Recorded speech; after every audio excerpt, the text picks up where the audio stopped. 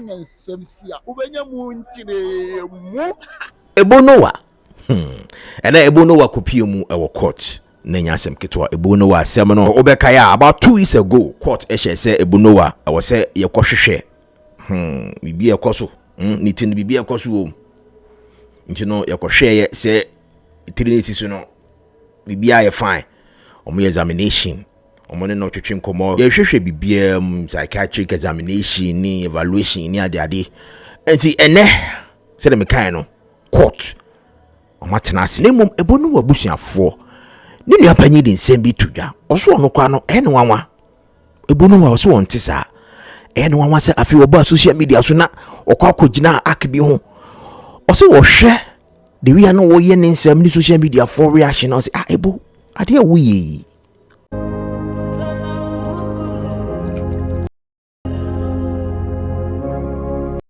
still now we catch him say your friend Ebo Noah. And in the cracker say and Ebo Noah ekopie mu ewo court na chese 100,000 bill and the amano with 2 sureties baako enye car any landed property na semno oma join ko March 18th it is Ebo Noah otimi meeti bill conditions na chese obetima ko fie nemom 18th March oso sabe pie mu ewo court ho na ebehu say Ebo Noah yedi ne batum ana so be fa no wadi yenkopie mu court ense be na lawyers editudwa Ebo Noah na anu abrante ya no o se wo pamadaka no adaka yi ensuo beto asansa ewiase nti wo pamadaka na mankrofo ba betremu na nyame age wo mo nkwa o se adaka no hunu saa no small but mighty enipa betimi akom nya asam kedo 600,000 ebetimi 6 million ya de wuwuram na emu bai e ma prosifo ba beche no se wo mo se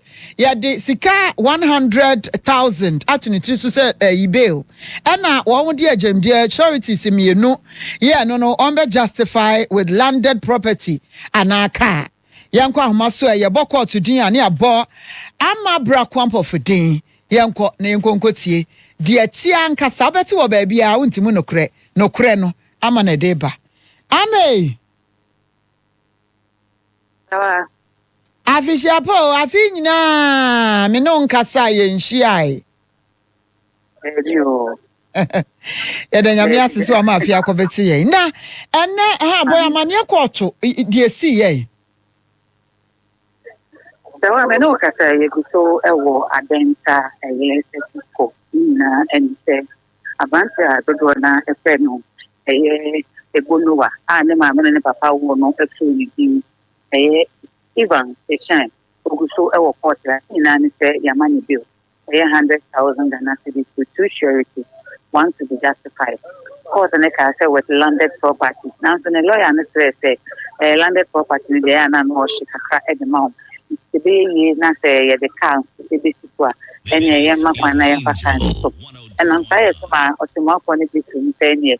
A landed property, an answer car, Naka, no, this is a and a value may one say, combo 100,000 Ghana cedis. So one answer cry no a year now watching you said na ye ba court no. Na court di kan ka say yemfa abrante ye Ebo Noah and court psychiatric hospital. Na yemko hwe na adwumi hu se bibia de Ghana pemu. Ahoma ne bibia se bibia anti bibia nyi firi mu a na se yemfa report nem na ansa na wato atemi ni so. E bia nhwe ya na se de oye ne niema no. Na ye beka se de obi a na adwen ahoma ne ba ko atenti na ye de na be team work ene nyame adom ka report na e bai e wo muto te mo akona nkenkan amfa ankyere obi a court dem na nso the statement o kan ne kese abrante ne report na e da na di pese bibia e hye bibia ye kama nti asene bi ne betimi ato akọ eno na prosecutor asem no ekura no eye maso lanyo e bo court na ma ne se krata no medical file be ka touch any statement no opesa mo redraw no mo de fofo ehye anemu ye redraw ye e de fofo hye anemu ko edu ba akopena na so ye bi abona eye publication of false news se odin sema enye no kura ba bontin na kansem no e di enkumua eto Ghana for those na so any nipa na eso population is not guilty to the offense of publication of false news to which causing fear and panic. the lawyer as original and for the court and money bill. And Sakra no Becatanana court in the country for money bill 100,000 Ghana cedis with two sureties, one to be justified with landed property and Nina nominated Bush photo to na say on Becca and Yama boom, not a bill no be here and then go meeting in the year and see the will be idea. They would show a denta, take this quarter, Ebo Noah, and so go so a na wani bo na busuafo bi so se bia ya kan ebi ba court honomo ebeta na chi ebi ba court honomo a ebi ankomodie bi kokoko so wo mani mo hwese de odimina ne ti a net sen busuafo ni bi bai so I no ka say maintain so kra ni nua be ma ba ku gina ha ne so anom ne kan kra ma kan be enuma abrante bi she immigration atade ono so e wa ha eri case ya ye kan se de ni be pia ba bon se ne do na na ewura ma ye butia ko kan kra me ko butia ko be etu ni nua be ma nkata wono e na kire se ono no ko fa Ebo Noah esi omukrom de ne ba betman nchen e wo weja enka man tem apɛ adwuma ma no sɛ security personnel no the bra penny no enso e wa ha e na no pe wa ko aba akwa tira ba nti the wa Ebo Noah de meka na busuafo edi na chikwa pa efia no pe mu a omo ba ye ni na obi agusu edi ekira obi agusu e wa ha busuafo na o mani age pa ese yetini ama ibiu a omo orishe mu sa buru so a se ne pra wan bia o chena de bia obi pia ba be kaum na ne Ebo Noah eyi ni note master no efiri nanim no ko ebo se wa re na oye abante kuma kura kete and video kamba bisa nose mask no ho asem sansa una da bia ya ukokot da bia omo ba nose mask ba oma no pafo agrada die na ebona no pafo ebona no na ye hunu kura no asad ni ti sa kwahye form sie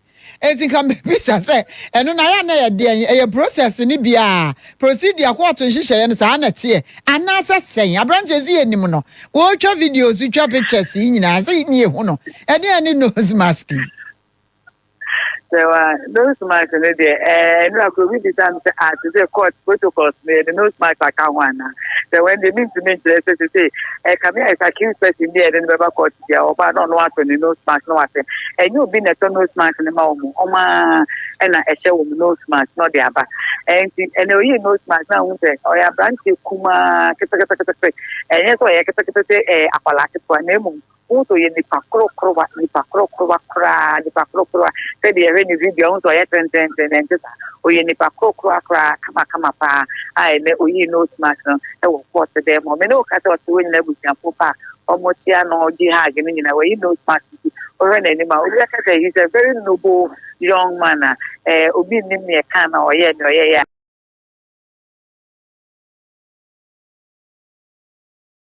ya me adoma Ebo Noah eroba gudu ifie steady and the yamani bill no smart ne de there wa no idea na kata no no apeso de kata na nim na idea chana ye chana no and idea on pe but apart from that say emre bi ni court say ye do ba court say o she no smart Any amadi akire ni enhwe ba bia bekọ akosie se ne obetimi akofie o se o betimi amiti condition no na afi o china wako de besi bia no aboyamane mu ne adwuma pa na wodi nanimo sie yi obo bi na se na wo pe trend na se ka we beautiful abro so wenya mana abro so some say bi mu blame sa akode so corapaholic na ama sabi ni nya to do you also blame Sir for no I don't blame Sir for it.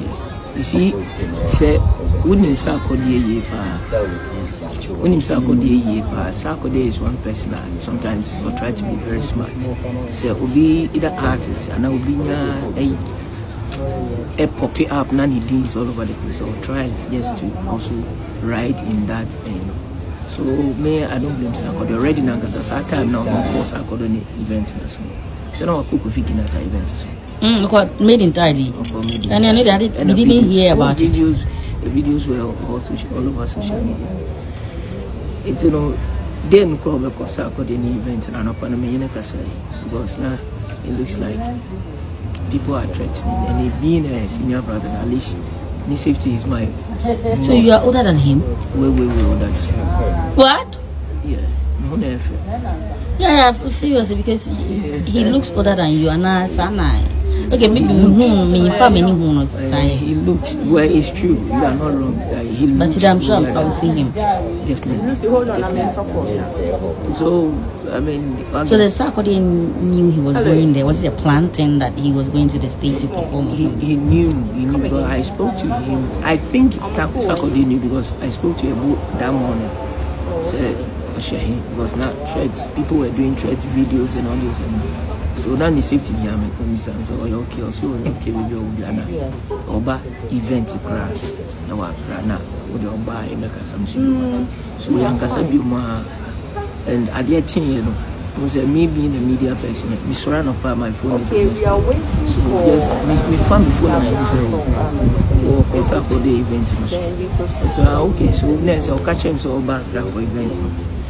Saturday event, and of course, few days no honor. Oh, that's yes, I'm a fan. So you don't support what people are saying that Sarkodie is to be blamed for he being arrested? I don't want to blame Sarkodie for this. I mean, Nipa the way at the end of the day, you should not say at least do be the say who cover but at least now because Emra near the Chichi. So one was on his own, he went overboard. Well, I mean, you just said it. Yeah, I know. They said Emra. You understand? But did he went overboard? Oh, I don't want to say be or that baby but at least say Emra no say overboard then young fan said one kasa unyano the no we did say. He went too far. Me feels or a content creator, and he was creating content. You understand? So, me honestly, Edu baby na me usama for taking it to different level to the extent so be a full playing Ghana so free. I was surprised. How can you like say bibia the aye say na but well akoya bias and something can be until say the maybe. So what I say. Yes, I'm just trying to make sure say yeah bumper ebusia for the bumper say aban be pade na at least watching aso be pade na or the way I deterrent the man next time because I believe say there might be other people somewhere also creating content but maybe almost feel say way case here be almost be seen just like Lombardy by a Akusibuat in this year, the almost court could be a year officially. So, yeah, should be. Mama, I want to sense to say, all on our offers is no, but what do my because or no, the emotions they are into to me, so, and we are here saying, Yabashama Bibia Kuyama. You are saying we should be a Kuyant. The BCBiano, definitely not, but we are hoping she and then only you know.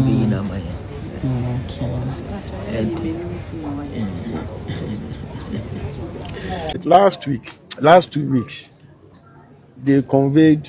they arraigned Ebo Noah before court. You know his name as Ebo Noah. And when we came last 2 weeks, they had given us the charge sheet and the brief fact that we were thinking that they would come and take the plea.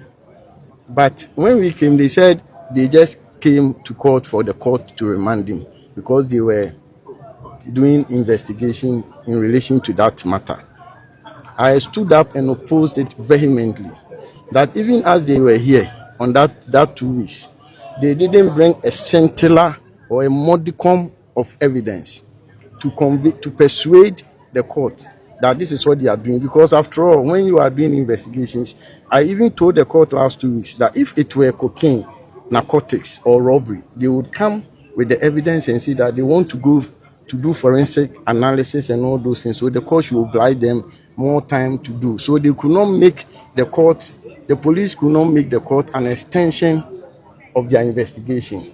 I did all this and quoted all the laws that we know because the accused is always presumed innocent until he pleads guilty or the court convict him that he is guilty of the offense charge. But in the wisdom of my lady, he said we should oblige them for that 2 weeks. So today we came being 15th, we